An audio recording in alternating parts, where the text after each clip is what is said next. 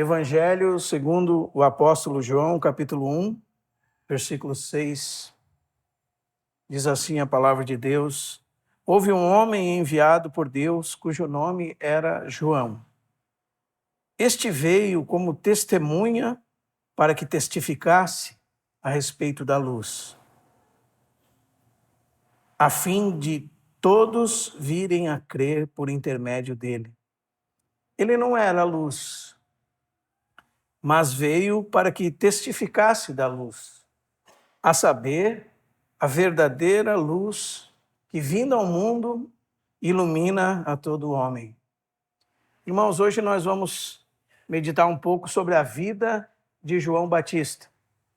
João Batista é o precursor do Messias, aquele homem, segundo o livro de Isaías, no capítulo 40, que era a voz do que clama no deserto e que viria para preparar o caminho do Senhor e endireitar as suas veredas. Primeiro, irmãos, nós precisamos compreender um pouco como Deus trabalha ao longo da história. Quando nós estudamos a nossa Bíblia, nós percebemos que a Bíblia segue o curso da história e ela revela para nós a maneira que Deus lida com os homens no decorrer dos anos. E existem momentos ao longo da história que Deus muda os seus tratos para com o homem. Por exemplo, em Gênesis capítulo 6, a Bíblia diz que viu o Senhor a maldade do coração do homem e arrependeu-se de ter criado, e isso lhe entristeceu o coração. E naquele texto começa a história de Noé. Noé, porém, achou graça diante dos olhos do Senhor. Aquele momento ali não significa que Deus havia feito algo errado, se arrependeu e voltou atrás, como seria o arrependimento de um ser humano. Significa que Deus mudaria os tratos dele com o homem a partir daquele momento. E Noé é um vaso escolhido por Deus para essa mudança de tratamento de Deus com o homem. Depois nós encontramos também Abraão, capítulo 12 de Gênesis, e Abraão também é um homem-chave na economia divina. Depois nós encontramos Moisés, por meio do qual Deus deu a lei, e como nós lembramos as palavras de Estevão, no capítulo 7 de Atos, verso 38, ele recebeu do Senhor palavras vivas para nos transmitir. Depois, quando Deus institui a monarquia, então temos outra pessoa-chave na economia divina, que é Samuel, aquele nazireu desde o nascimento. Os irmãos conhecem a história de Samuel, todo o sacerdócio havia se corrompido, Eli, seus filhos, e Deus deu um filho a Ana, que era estéril, e ela consagrou o Senhor desde os primeiros dias da sua vida. Desde que foi desmamado, ele foi entregue ao Senhor. E ela disse que jamais navalha passaria sobre a sua cabeça. Então, Samuel era um nazireu desde o ventre. E com Samuel se estabelece a monarquia em Israel. Não que Deus quisesse a monarquia, mas eles pediram um rei, como Deus, o texto mesmo de Samuel diz. E Samuel explica como seria aquele rei. Eles seriam servos do rei. Eles eram servos de Deus e trocaram Deus por um rei humano, né? Eles eram uma teocracia e trocaram Deus por um rei humano. Depois, nós temos outros homens de Deus, como Davi, que é uma pessoa-chave na economia divina e que da linhagem do qual viria o Messias. Depois nós temos o Daniel, quando se completam os 70 anos do cativeiro babilônico, e Deus mostra para Daniel, segundo os livros, que haveria findado esse tempo e agora o povo de Deus voltaria para a sua terra. Então, Daniel é um homem desses na economia divina. E a partir de Daniel se contam, então, 70 semanas de anos. As 69 primeiras semanas até a morte do Messias. E a última semana que está por vir no fim do mundo. Quando nós chegamos no Novo Testamento, nós encontramos esse homem aqui, prometido por Deus, que introduz algo novo. Nós lemos que a lei foi dada por intermédio de Moisés, a graça e a verdade vieram por meio de Jesus Cristo. E João é o precursor do Messias. O que significa João? Quem era ele? É isso que nós vamos ver hoje, quem era João, qual foi o seu testemunho e o que esse homem tem a ver conosco. Às vezes a gente lê a história de João tão longe de nós, nós vamos perceber como ele é tão importante para essa mudança de trato com Deus, de Deus com o homem, e também tem muito a ver conosco, podemos aprender muito sobre ele. Ele é o homem que introduz a chegada do Messias. Ele é um homem importantíssimo, irmãos. A última voz de Deus havia sido com o profeta Malaquias 400 anos antes. E esse profeta chamava o povo ao arrependimento, porém, eles não ouviram a Deus e se manteram duros de coração. E Deus deixou de falar com eles. Quantos anos? 400 anos. Nesse tempo, o povo já havia retornado a Jerusalém, o templo já havia sido reconstruído, já havia sido embelezado por Herodes, o sacerdócio corrupto e político havia sido colocado, sacrifícios e ofertas haviam voltado a serem oferecidas, o povo era extremamente religioso, porém Deus continuava em silêncio. E isso por 400 anos. Então chega esse homem pregando a seguinte mensagem: arrependei-vos, porque é chegado, está próximo o reino dos céus. A mensagem é qual? Arrependimento. E o motivo é um pouco incomum. É chegado o reino dos céus. Eles esperavam o reino dos céus, porque eles haviam lido o profeta Daniel. Esperavam um reino político, alguém que destronaria Roma e se sentaria no trono de Davi e libertaria eles das nações, e agora eles seriam a cabeça de todas as nações. Então o povo ficou muito eletrizado com a mensagem de João. E o povo começou a vir até João para ser batizado. Não é? O que simboliza o batismo, irmãos? O que significa ele? Significa que você e eu e eles estavam dizendo que morreram, que foram sepultados e ressurgiriam com uma nova conduta, uma nova maneira de ser. O batismo é a morte completa do ser. Não era uma pequena reforma que estava acontecendo no tempo de João, não era uma mudança pequena ou uma mudança, um melhoramento da natureza humana, mas era a ordenança de Deus, como diz Lucas, o desígnio de Deus, a justiça de Deus sendo imposta por meio de João Batista. Deus havia dado uma ordem que todos se arrependessem e fossem batizados. E como eu disse, nós vamos falar 3 coisas a respeito de João. Quem era ele? Qual era a segunda? Que testemunho ele deu? Qual era o seu testemunho? E o que ele tem a ver conosco hoje? Então, quem era ele? Primeiro, nós descobrimos pelos nomes do seu pai e da sua mãe. Quem lembra quem eram os nomes do pai e da mãe de João Batista? Zacarias e Isabel. Zacarias, um sacerdote do turno de Abias, e Isabel, uma das filhas de Arão. O que significa o nome de Zacarias? O nome de Zacarias é muito significativo, irmãos. O sentido dele é Deus se lembra. Jeová se lembra. E o nome de Isabel significa o juramento de Deus. Não é interessante? Zacarias fala sobre isso. Quando ele fala do nascimento do menino, ele diz que Deus se lembrou das promessas feitas a Abraão, nosso pai, e do juramento que havia feito. Então, Zacarias significa o quê? Deus se lembra, Isabel, do juramento que fez. E qual era o nome do filho deles? Que o anjo Gabriel deu. Que o anjo Gabriel deu da parte de Deus. E, aliás, ela era uma mulher estéril. Né? Tudo isso é muito significativo. Tudo isso demonstra o significado do nome do João e aquilo que João veio introduzir, mas em sua plenitude. Não que no Antigo Testamento não existisse, mas que agora chega em sua plenitude. João significa Deus é gracioso. Os irmãos percebem?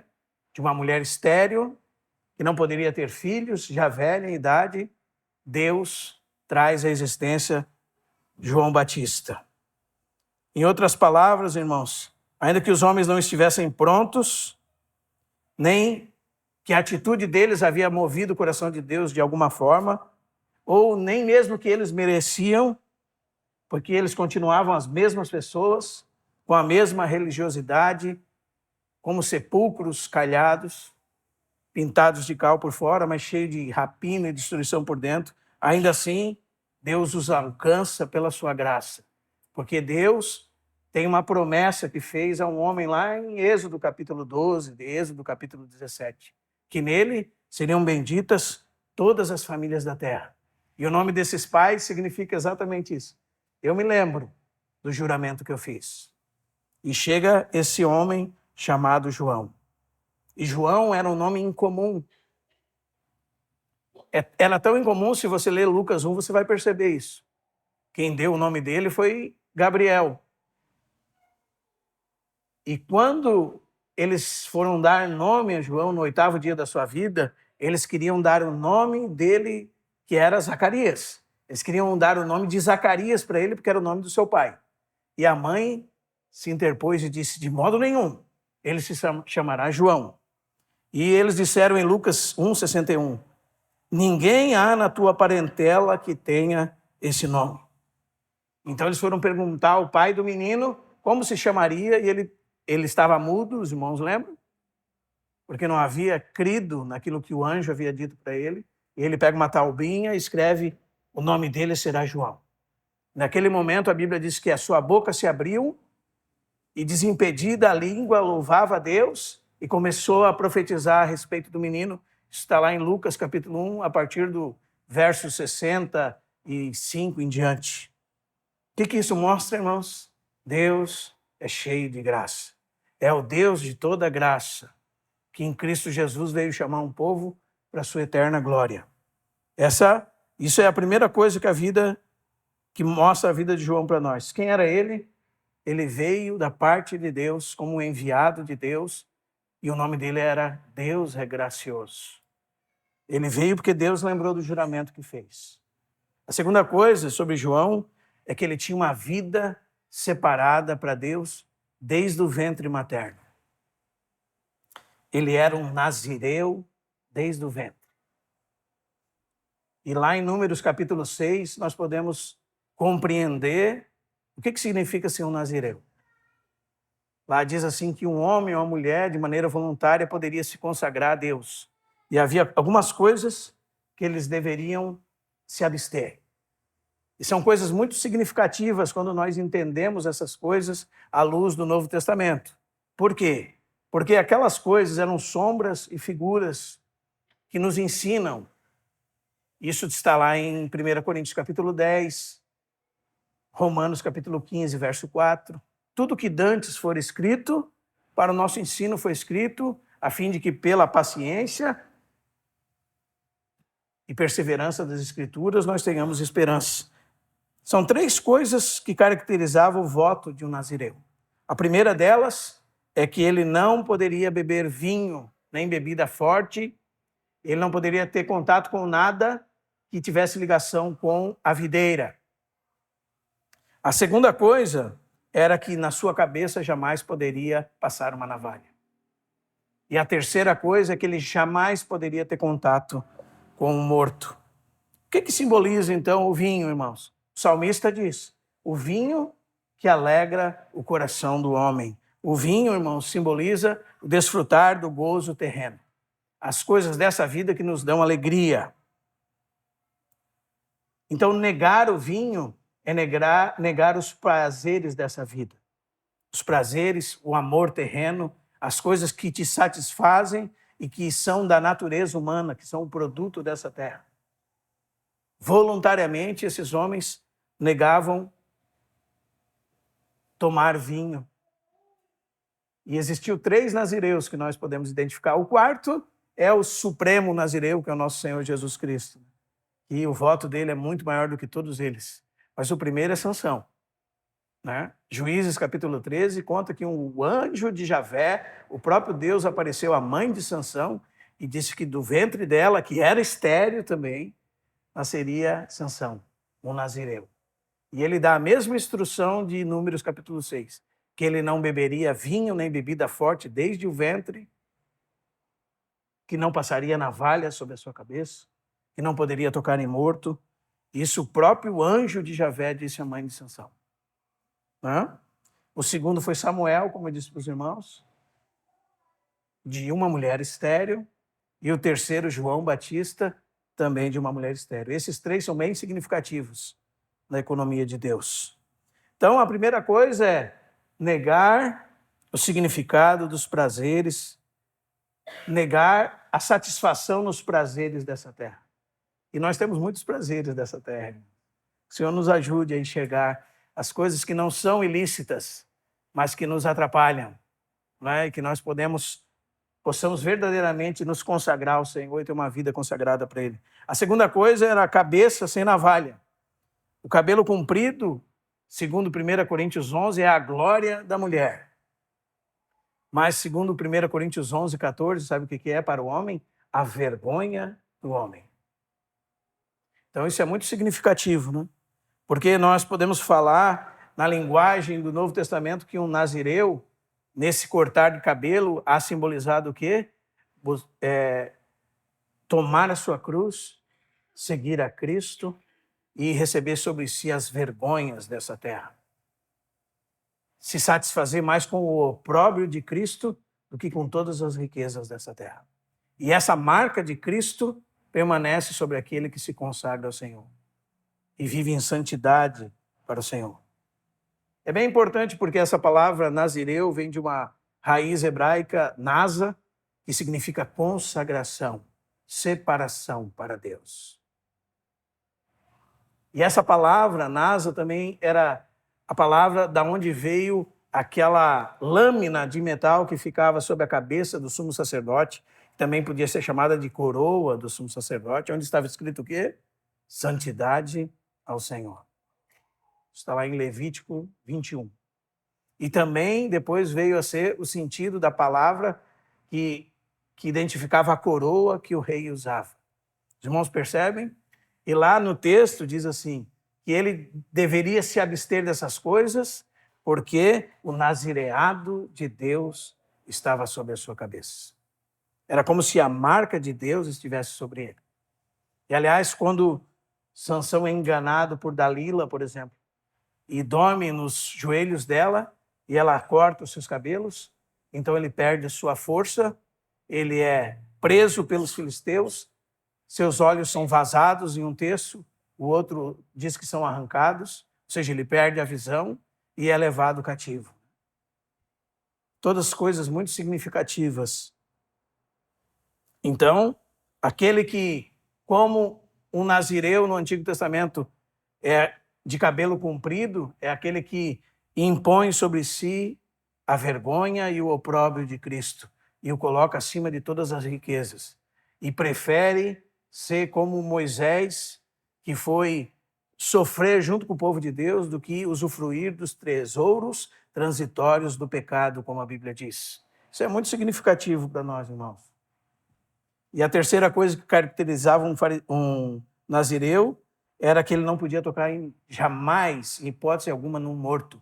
E ele era bem diferente até dos outros consagrados, porque nem mesmo sobre o cadáver dos seus pais, das suas filhas, filhos, ou até mesmo se alguém morresse perto dele subitamente, ele estava contaminado e havia perdido o seu voto. E o texto diz mais sobre isso, que todo o tempo que ele havia se consagrado havia se perdido por causa daquele contato com um corpo morto.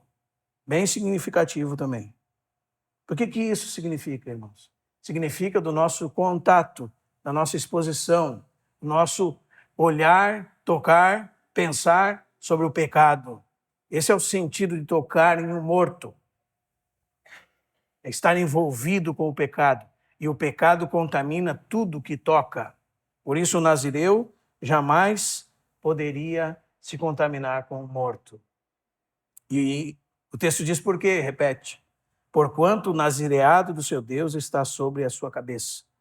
Por todos os dias do seu nazireado será separado para o Senhor. Número 6:6. Isso na linguagem de Romanos capítulo 7, sabe qual é, irmãos? É pedir para Deus, implorar para Deus a seguinte coisa. Desventurado homem que sou, quem me livrará do corpo desta morte? Então, é não pôr a mente nas coisas da carne, é viver uma vida pelo Espírito. E eu vou dizer uma coisa para os irmãos, isso é um milagre. E aqui que está o sentido de todas essas mulheres que produziram esses homens serem estéreis. Porque nenhum homem pode produzir isso. Naturalmente, nem eu nem você pode viver uma vida de santidade se não formos assistidos pela graça divina. Por isso que Cristo veio. Aí nós começamos a entender as coisas. Né? Por isso que Ana era estéril, por isso que a mãe de Sansão era estéril, por isso que Isabel era estéril, por isso que Maria não tinha filhos. Depois, Deus abriu sua madre. A primeira que abriu a madre, quem foi que abriu a madre dela? O Espírito Santo, o poder de Deus que desceu sobre ela. Então é só Deus que é capaz de consagrar alguém, de dar capacidade a alguém de se consagrar nesse nível a Deus. Amém? João Batista é esse, irmãos, que é um nazireu desde o ventre materno. Amém? Aliás, a Bíblia diz, se nós lermos os textos, que a mãe de João não podia beber vinho, porque ele não poderia tocar em vinho e era um nazireu desde o seu nascimento. Ele era totalmente consagrado a Deus. A Bíblia diz em Lucas 1 que ele era cheio do Espírito Santo desde o ventre materno. Tanto que a Bíblia diz que quando Maria foi visitá-la e Maria saudou Isabel, a criança se moveu no seu ventre, ela ficou cheia do Espírito Santo e começou a pronunciar algumas palavras. Também se fala de João que ele vivia onde? Nos desertos. Isso é total separação do mundo, segundo a tradição dos profetas. E o que mais? Aqui nós descobrimos com o apóstolo João que comia um nazireu. Gafanhotos e mel silvestre. Né? E isso é bem significativo também. Segundo a profecia de Joel, que diz que haviam ser restituídos os anos que os gafanhotos haviam comido. Então, João era alguém que, se nós pensarmos no tempo, simbolizando isso, ele era alguém que comia gafanhotos. Vou deixar isso para você ficar meditando em casa. Era alguém que remia o seu tempo, né? Alguém que aproveitava todos os minutos da sua vida em consagração a Deus. Não perdia nenhum dos seus minutos. Isso que está por trás de comer gafanhotos, e era alguém que poderia oferecer doçura para os homens. Então, isso é uma vida de completa separação para Deus. E quando ele completou 30 anos, como era do costume, um homem adulto, ele veio e começou a pregar: arrependei-vos, porque é chegado o reino do céu sobre vós. E quem era João, ainda uma terceira coisa, ele veio preparar o caminho do Senhor.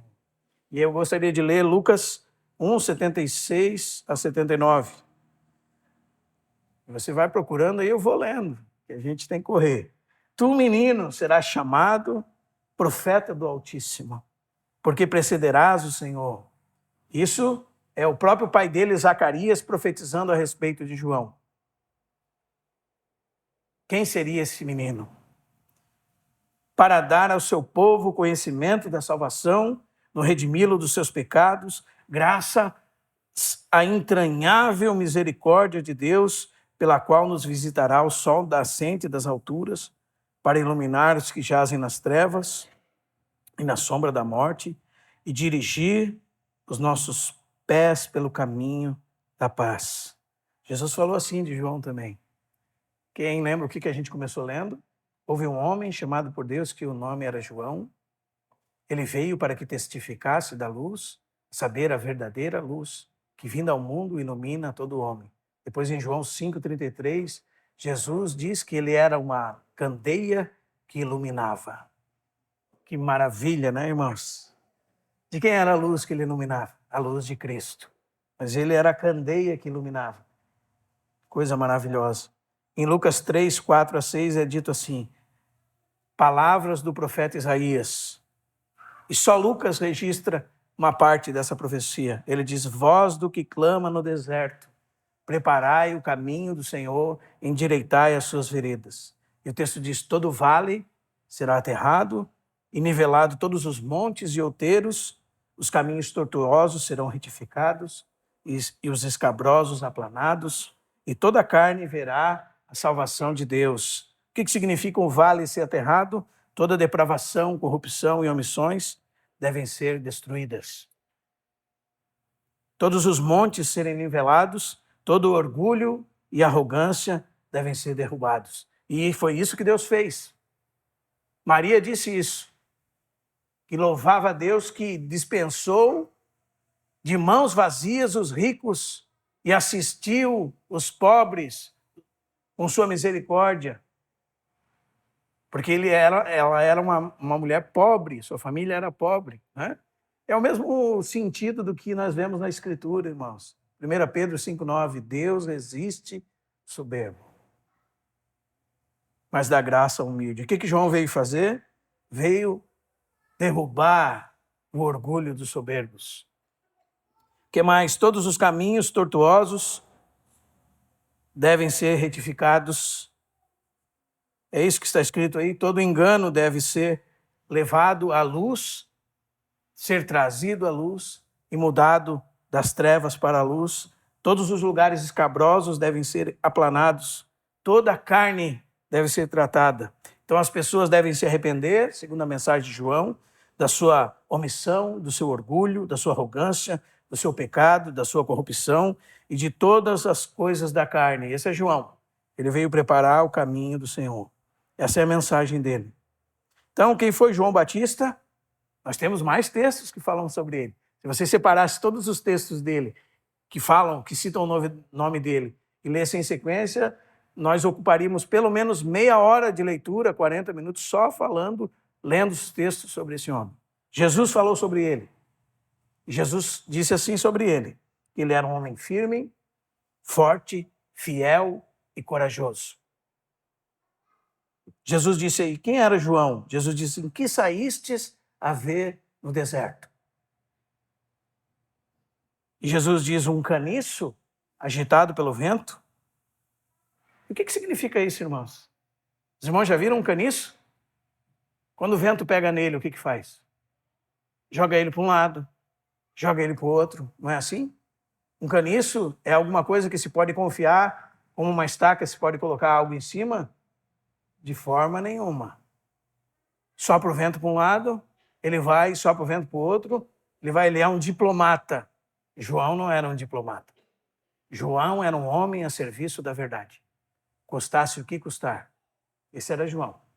Ele era tão diferente de um caniço agitado pelo vento, que ele teve coragem de dizer a Herodes Antipas que não lhe era permitido possuir a mulher do seu irmão e acusava ele desse pecado e de tantos outros. Por isso, diz o texto, que Herodias o odiava, querendo matá-lo. Porque João pregava a verdade e não estava interessado em agradar ninguém. É isso que Paulo diz aos Gálatas. Se eu buscasse agradar os homens, não seria servo de Cristo. Que grande lição nós aprendemos com João. Mas não somente isso, irmãos. A Bíblia diz também que ele era um homem de uma vida simples e separada para Deus. Jesus disse, que saísses a ver? Um homem vestido de roupas finas? Jesus disse, os que vestem roupas finas assistem nos palácios reais. Ele não era alguém amante da boa vida. Ele não era alguém que procurava os prazeres dessa terra. Por isso ele era um nazireu. Ele era uma pessoa muito disciplinada e que vivia de maneira simples e separada. Como nós devemos aprender com João? Como nós queremos os prazeres transitórios dessa vida? Como nós queremos viver uma vida regalada nessa terra? Como nós queremos comer o melhor dessa terra? Estamos trocando a glória de Deus pelos prazeres transitórios do pecado, né? Então ele não era um homem vestido de roupas finas. Ele era um profeta? Não. A Bíblia diz que ele era mais que um profeta. A Bíblia diz que dos nascidos de mulher não houve outro igual a João. Os irmãos já pensaram, irmãos? Quantos homens haviam habitado nessa terra até o João, o Batista? Ele era muito mais que profeta. Ele era o último dos profetas. E às vezes a gente lê aquele texto, né? Mas o menor no reino de Deus é maior do que ele. E a gente tenta achar tanta interpretação. Até às vezes a tradução nos impede, irmãos. Muitos teólogos antigos falavam do derradeiro. E aquele menor do reino deveria ser traduzido, segundo o entendimento de muitos eruditos, como o derradeiro. Quem é o derradeiro? Quem é o mais novo? Quem é, irmãos? Os irmãos não sabem quem é? Jesus Cristo, nosso Senhor. Ele é o derradeiro do reino dos céus. Aquele que ocupa o primeiro lugar. Ele é o mais novo porque chegou depois, ele nasceu 6 meses depois de João. Mas ele é o maior. Porque às vezes a gente fica pensando que a gente é maior que João. Os irmãos já pensaram como a gente é maluco, irmãos? Não é? Esse é João Batista. E qual era o testemunho de João Batista? E aqui nós começamos a ver grandes lições já para nós, que nós vamos citar de novo no final. O testemunho dele era aquilo que ele falava e também a sua própria vida dava testemunho. Não é verdade? Quando alguns foram enviados da parte dos sacerdotes, dos fariseus, que está lá em João capítulo 1, a partir do verso 19, quando os judeus enviaram de Jerusalém sacerdotes e levitas para perguntar: quem és tu? Veja, ele falou o que de si mesmo? Ele falou que ele era o cara, que ele era um grande homem, né? Ele era o poderoso, ele devia ser honrado, o primeiro, porque ele era o maior de todos os profetas e não houve nenhum outro nascido de mulher maior do que ele. Isso foi o que Jesus falou dele, né? Mas o que ele falou dele mesmo, irmãos? Quem és tu? E o texto diz, ele confessou e não negou. Confessou, eu não sou o Cristo. E aí ele segue dizendo, isso está no verso 21 agora. Então lhe perguntaram, quem és? És tu Elias? Ele disse, não sou. És tu o profeta? Esse é o profeta que Moisés profetizou em Deuteronômio, capítulo 18, verso 18 e 19. Que haveria de ser erguido em Israel um profeta semelhante a ele, e quem não o ouvisse seria exterminado do meio do povo. És tu esse profeta? Ele disse, não. Disseram-lhe, pois, declara-nos quem és, para que demos resposta àqueles que nos enviaram. Que dizes a respeito de ti mesmo? E ele respondeu, eu sou. O que ele é, irmãos?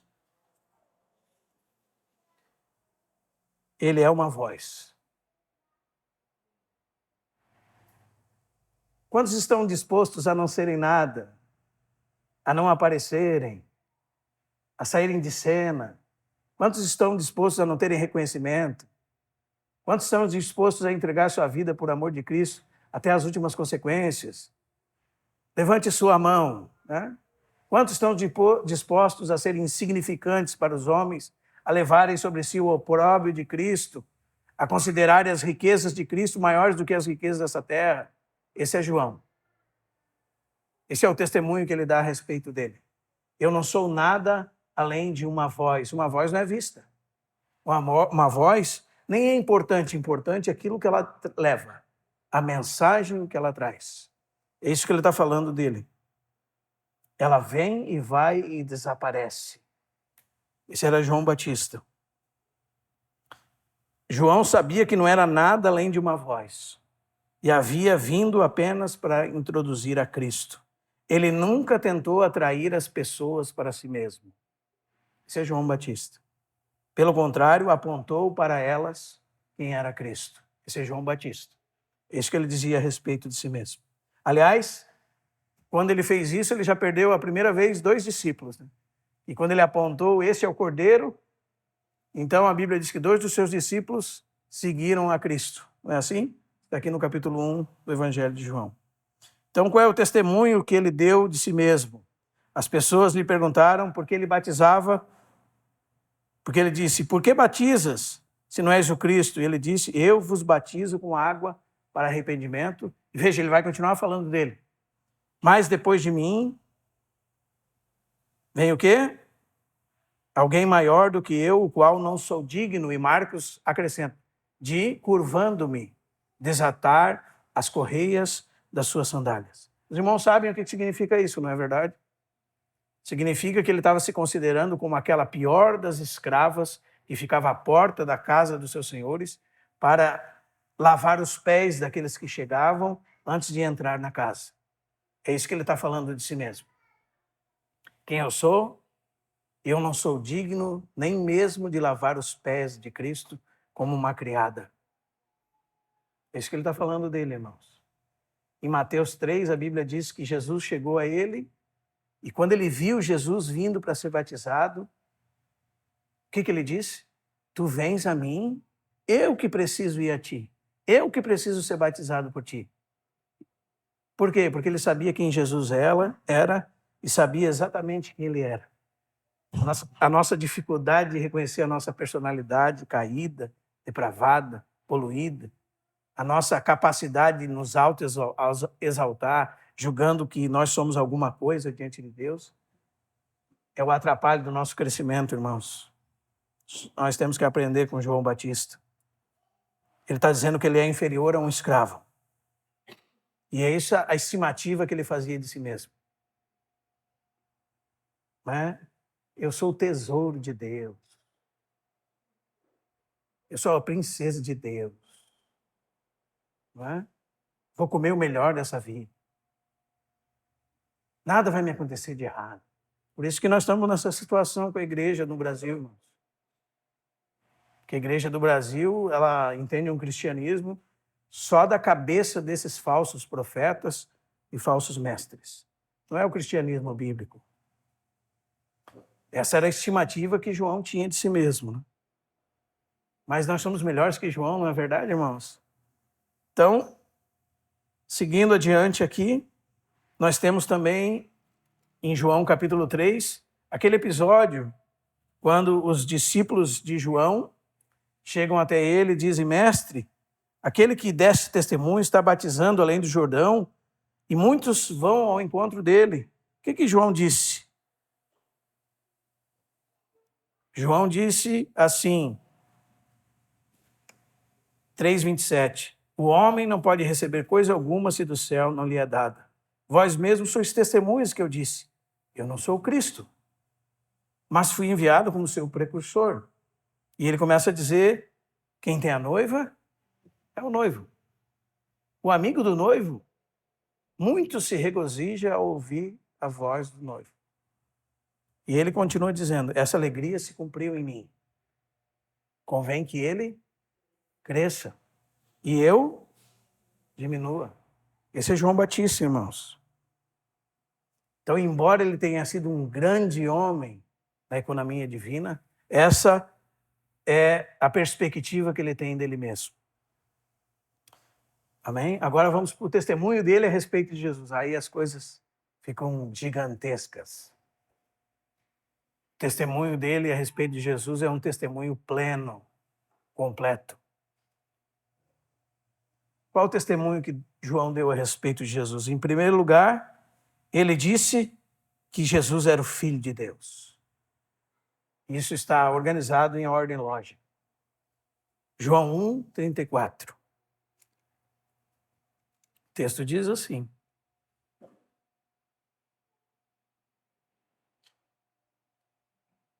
O 32 diz, vi o Espírito Santo descer sobre ele como pomba e pousar. Eu não o conhecia. Porém, aquele que me enviou a batizar disse, aquele que vires descer e pousar o Espírito, este é o que batiza com o Espírito Santo. Pois eu, de fato, vi e tenho testificado que ele é quem? O Filho de Deus. Os irmãos já pensaram sobre isso, irmãos? Os homens desse mundo dizem que Jesus é um profeta, é um grande mestre, é um grande psicólogo, um grande fazedor de milagres, um homem iluminado, um espírito de luz, um fazedor de milagres. Todas essas declarações sobre Jesus, elas continuam levando os homens para o inferno do mesmo jeito. João diz no seu Evangelho, capítulo 20, verso 31, que todas as coisas que ele havia escrito nesse Evangelho, elas foram escritas para que as pessoas crescem. E Jesus é o quê? O Filho de Deus. Que ele é Deus de Deus, luz de luz, ele é igual ao Pai, coeterno, coigual, coexistencial com o Pai. Gerado do Pai, não criado. A própria manifestação de Deus em carne. Isso é Jesus Cristo, o Verbo que se fez carne. Essa é a confissão de João. Os irmãos percebem, irmãos, como isso é importante? Ele é o carpinteiro da Galileia. Isso não quer dizer muita coisa, irmãos. Isso é muito pequeno. Ele é um profeta. Sim, o pessoal do Islã diz que Jesus é um profeta. Os espíritas dizem que Jesus é um espírito de luz. Alguém que chegou ao nível máximo. Eles admiram Jesus. Isso não traz salvação nenhuma. Dizer que Jesus é Deus, o Filho de Deus, essa é a confissão. Aliás, alguns diziam que ele era Elias, Jeremias, um dos profetas. Herodes, depois de haver matado João, dizia: ele é João Batista, que ressuscitou dos mortos. Por isso, nele operam forças miraculosas. Eles podiam acreditar em tudo, em reencarnação, né? Menos que Jesus era o Filho de Deus. Isso não é um fato de ser conhecido mentalmente, mas por revelação de Deus no Espírito. Que a Bíblia diz em Mateus 11 que ninguém conhece o Filho senão o Pai. Ninguém conhece o Pai senão o Filho e a quem o Filho quiser revelar. Então João Batista teve essa revelação por meio de Deus, como está escrito no texto aqui. Que Jesus era o Filho de Deus. Que testemunho, né? Segundo ele disse que Jesus era o Cordeiro de Deus. Que maravilha, irmãos. Durante milhares e milhares de anos, dia a dia, no sacrifício da manhã, no sacrifício da tarde, nos holocaustos, nas ofertas pelo pecado, nas ofertas queimadas, aqueles cordeiros eram sacrificados. E agora havia chegado o Cordeiro de Deus, aquele que entregaria sua vida em resgate por muitos e que não cobriria pecados, que tiraria pecados. Isso é uma coisa maravilhosa, irmãos. Jesus é o Cordeiro de Deus que tira o pecado do mundo. Essa é a confissão do apóstolo João. E a gente podia nos ocupar bastante aqui, irmão. Mas precisamos seguir. Não há remissão de pecados fora do sacrifício de Cristo. Sem o derramamento do sangue dele, não haveria perdão. Nenhum de nós nem estaríamos aqui, se não fosse por ele. Mas João diz mais a respeito dele. João diz que ele é o batizador com o Espírito Santo. Ele disse: eu vos batizo com água, mas o que vem após mim é maior do que eu. Ele vos batizará com o Espírito Santo e com fogo. Então, Jesus não é só o Cordeiro de Deus, ele também é o batizador com o Espírito Santo. Isso é bem interessante, né, irmão? Às vezes a gente olha para Atos capítulo 2 e a gente fica admirando um vento impetuoso, línguas de fogo, homens falando em outros idiomas, mas o real, o essencial daquele texto é que aqueles 120 homens foram unidos num único corpo místico, que é o corpo de Cristo. Eles foram batizados por Cristo para dentro do corpo de Cristo. Esse é o Jesus do Novo Testamento. Veja o que João conhecia, irmãos. Ele é aquele que imergirá para dentro de si mesmo todos os filhos de Deus que haviam se dispersado pelo mundo. E todo aquele que nasce de novo é o Senhor Jesus que o batiza para dentro do seu corpo, que é a sua igreja, como está lá em 1 Coríntios capítulo 12, verso 11 e 12. Todos nós, num só Espírito, fomos batizados para dentro de um só corpo. E quem é o batizador? Jesus Cristo. Não é? Graças a Deus. Não só individualmente, irmãos, nossos pecados foram perdoados, sabendo que Jesus é o Cordeiro de Deus, mas nós fomos redimidos e fomos ajuntados no mesmo corpo por Ele. E esse corpo, do qual Ele é o cabeça, nesse corpo não pode haver judeu, grego, bárbaro, cita, escravo, livre. Nesse corpo, Cristo é tudo em todos, como Hebreus 3,11 diz. Mas não só isso. No testemunho de João há uma quarta coisa.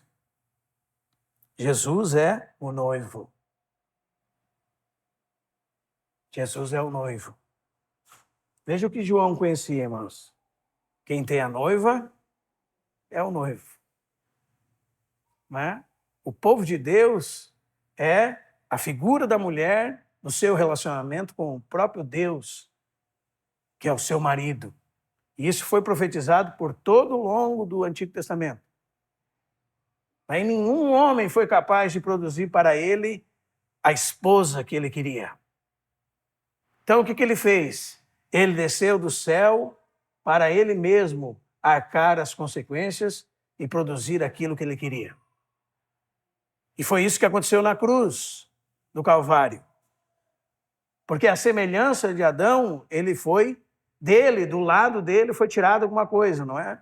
A gente lê lá que foi uma costela, mas o texto diz que foi alguma coisa que foi tirada de Adão, depois que ele foi colocado em profundo sono. E do lado, Deus tirou uma mulher, edificou uma mulher, o texto diz, e trouxe para ele. E isso aconteceu na cruz do Calvário, irmãos. O Filho de Deus foi colocado pela morte em profundo sono e morreu de fato, e aquele soldado, para verificar se a sua morte era genuína, o atravessou com uma lança que perfurou o seu coração, e daquele lugar saiu o quê? Sangue e água. Sangue para a purificação de pecados e água para introduzir uma nova vida. Assim nasceu a igreja, que é o seu corpo. Carne da sua carne e ossos dos seus ossos. Uma ajudadora, uma verdadeira ajudadora idônea. Foi ele que conquistou para si. Os irmãos entendem, irmãos? Essa igreja gloriosa. E esse é o testemunho de João. É um grande testemunho, né, irmão? Aliás, esse é o testemunho da igreja, irmão. O testemunho dele é o testemunho da igreja, não é verdade? Ele estava preparando o caminho do Senhor. E o que ele tem a ver conosco, então? Agora chegou a sessão do puxão de orelha, né? Porque, João era o cara, uma fera, né? Mas o que isso tem a ver comigo? Tudo. A primeira coisa, irmãos, nós podemos aprender com João é que o evangelho começa com arrependimento. E ele prossegue com arrependimento. Isso é uma característica de João. É por isso que se inicia com João. Porque ele estava preparando um povo. Estava preparando esse povo para que eles se arrependessem. Porque o rei viria. E é por aqui que começa o evangelho. Talvez você ouviu o evangelho da seguinte forma: você é uma pessoa tão boa, olha, preciso dizer que não te falta nada. Só Cristo na tua vida. Cristo é a cereja do teu bolo. E é por isso que as pessoas têm um cristianismo fraco, frágil. E tanto eles se desviam da fé. Eles não são estáveis em nada. Por quê? Porque não houve arrependimento. E é aqui que começa o evangelho.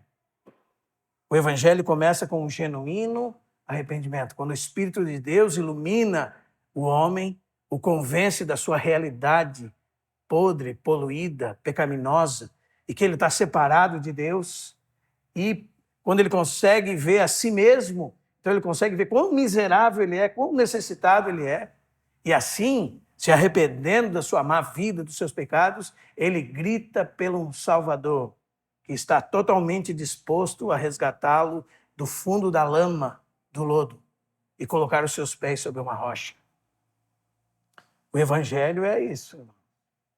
Começa aqui, com arrependimento. E quanto mais é genuíno o arrependimento, grande o arrependimento, mais existe firmeza de salvação. Talvez a sua salvação não esteja firmada porque lhe faltou verdadeiro arrependimento. Por isso que a sua salvação é instável. Parece que hoje você vai para o céu, amanhã você vai fazer alguma coisa, vai para o inferno. Precisamos avançar em nos arrepender. E não só nos arrepender todos os dias. Porque a mesma mensagem de João é a mensagem para os nossos dias, irmãos. Ou o Senhor Jesus não virá novamente? Virá ou não virá novamente? E qual é a mensagem para o mundo hoje? Arrependei-vos. O rei está voltando. Essa é a mensagem. E qual é a mensagem para mim e para você? todos os dias da nossa vida, irmãos. Arrependei-vos, cresçam em arrependimento. Vocês não melhoraram absolutamente nada a carne de vocês por se tornarem cristãos.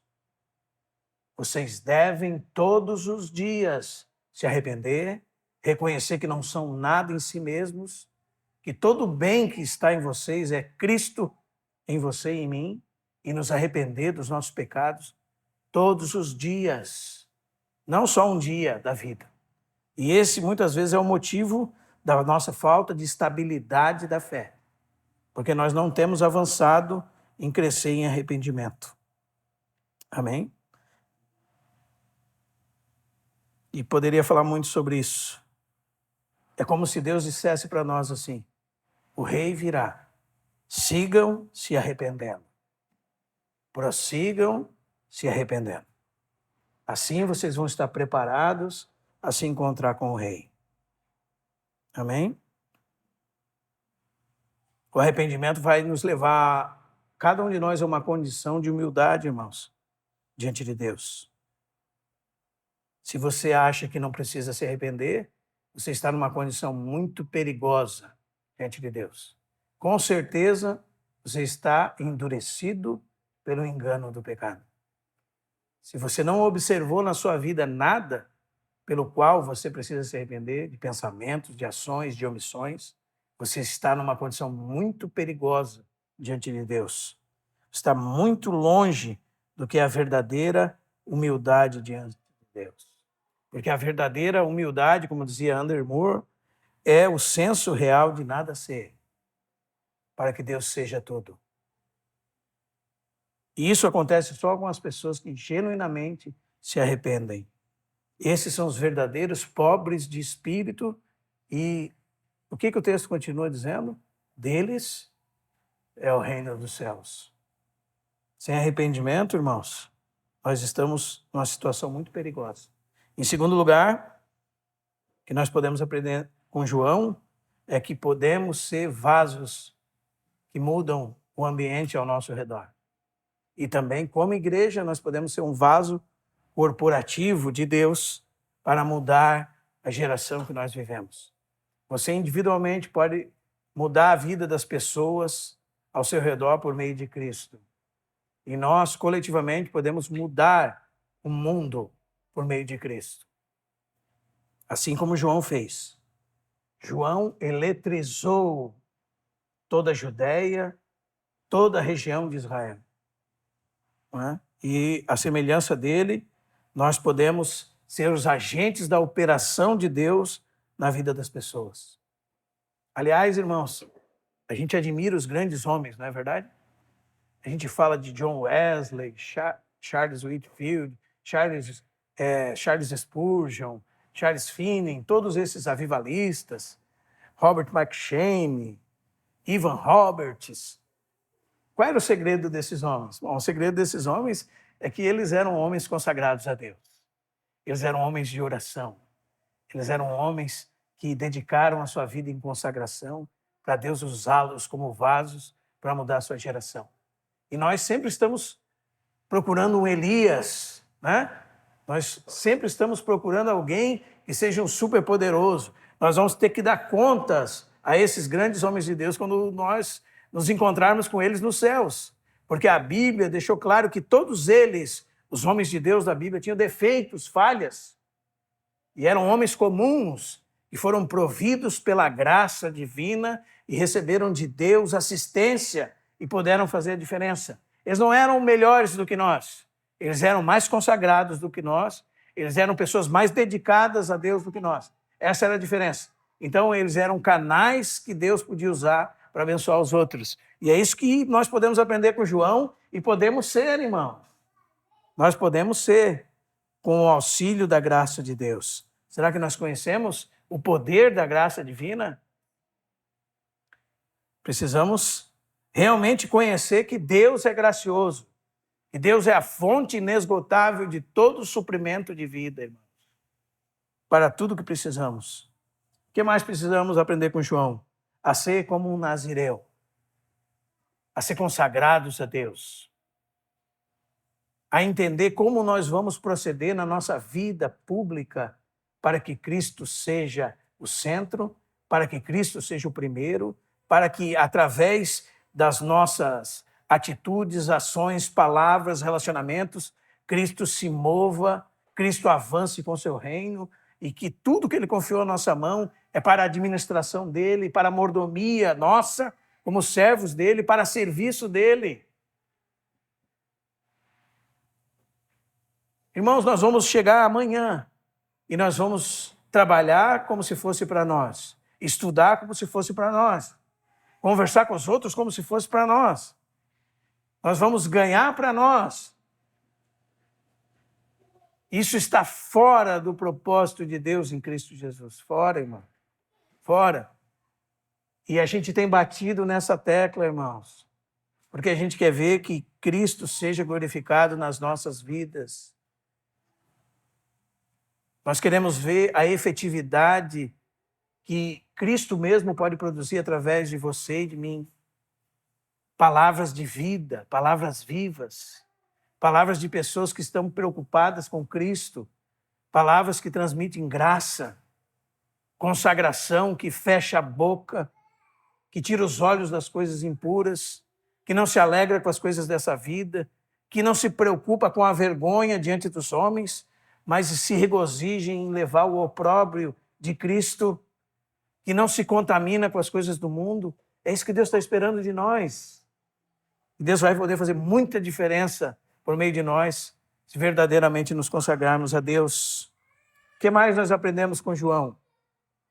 Quando Jesus estava descendo daquele monte, chamado Monte da Transfiguração, então eles ficaram abismados com a glória de Cristo e perguntaram por que dizem os escribas que é necessário vir primeiro Elias. Jesus respondeu para eles que Elias já havia vindo. Eles haviam feito com Elias tudo o que quiseram fazer. E também fariam com ele. O matariam. E diz o texto assim, e entenderam que dizia a respeito de João Batista. Porque a Bíblia diz, Jesus disse isso, e João Batista veio no espírito e no poder de Elias. Qual era o espírito de Elias? Quando nós lemos 1 Reis 19, 10 a 14, nós lemos várias vezes Elias falando que ele tinha zelo pelo Senhor dos Exércitos. Ele dizia assim, o zelo de Jeová dos Exércitos me consome. Esse era o espírito de Elias. Ele era zeloso pelos direitos de Deus. Nele ardia uma paixão por Deus. Esse era o espírito de Elias.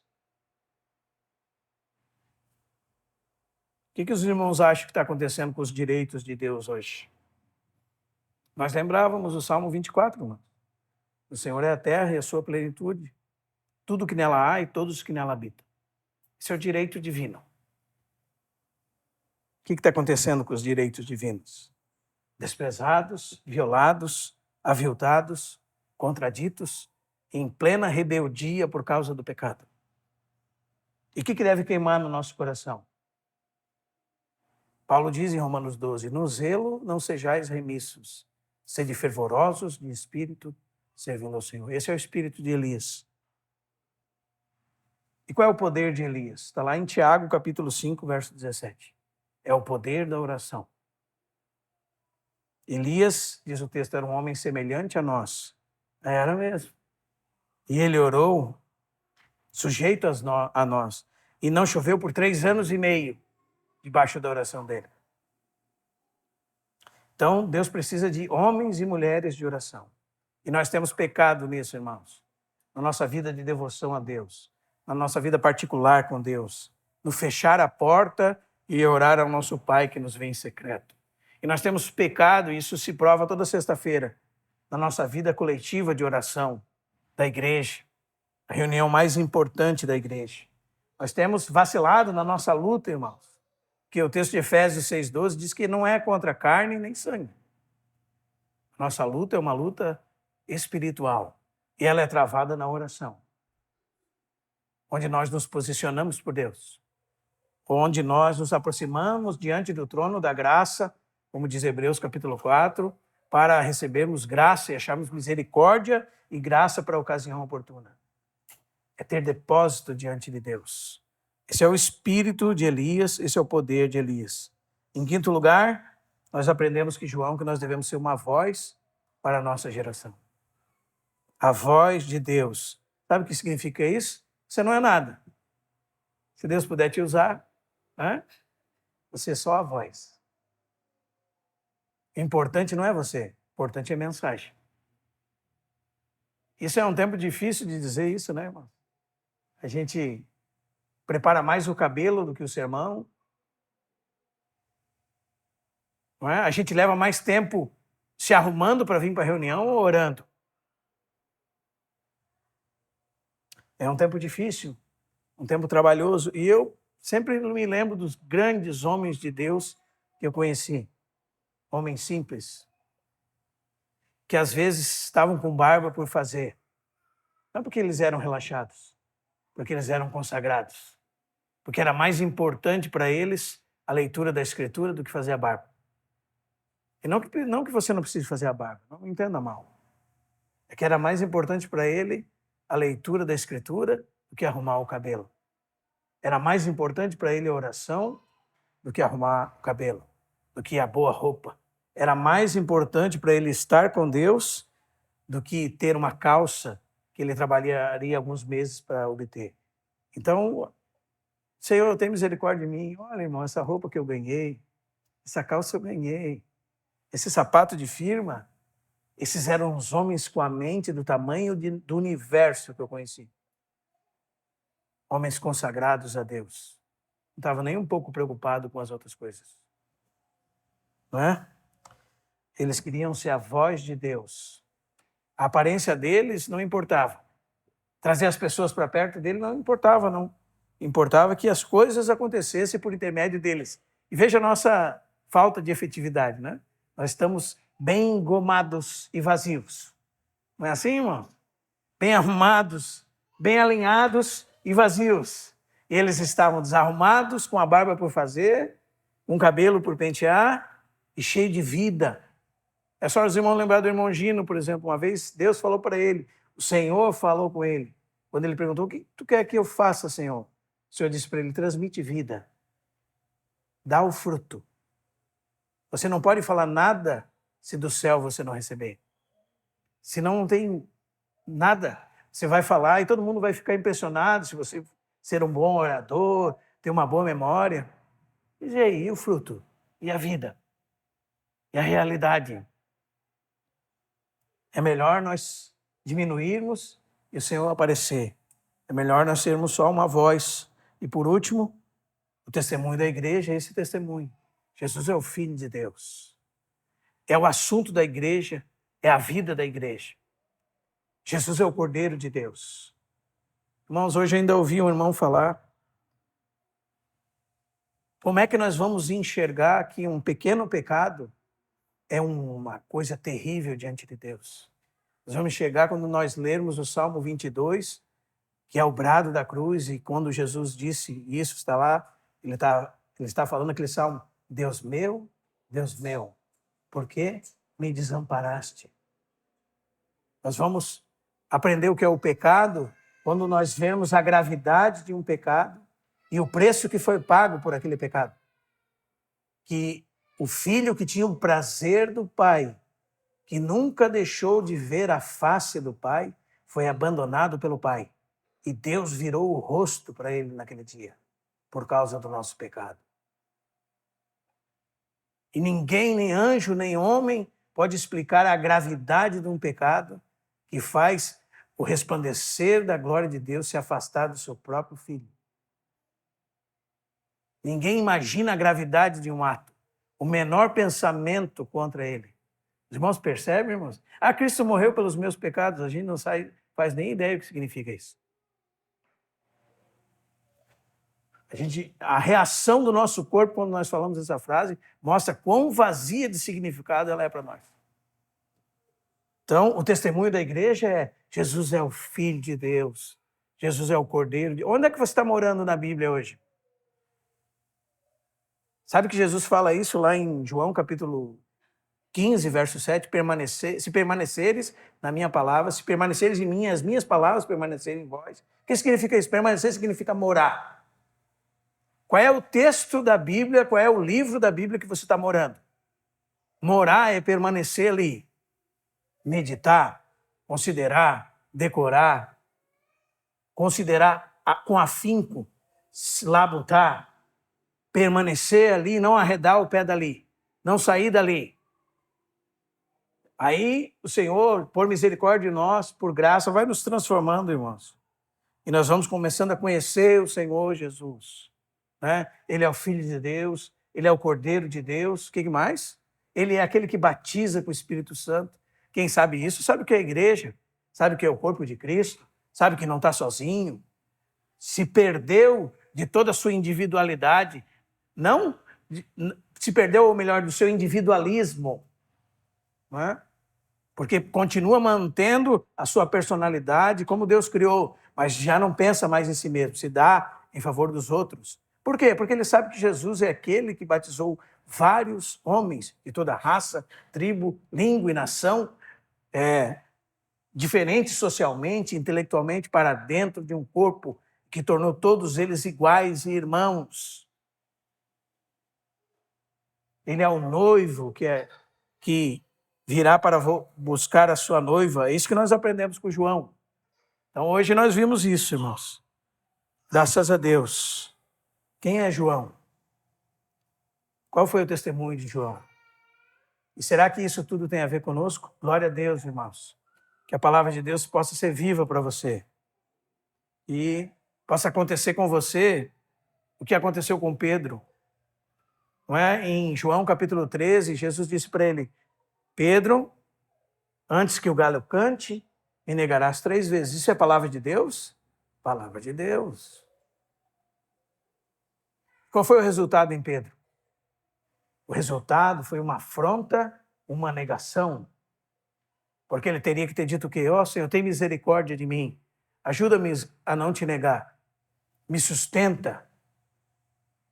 Porque se você está dizendo que eu vou negar com toda certeza.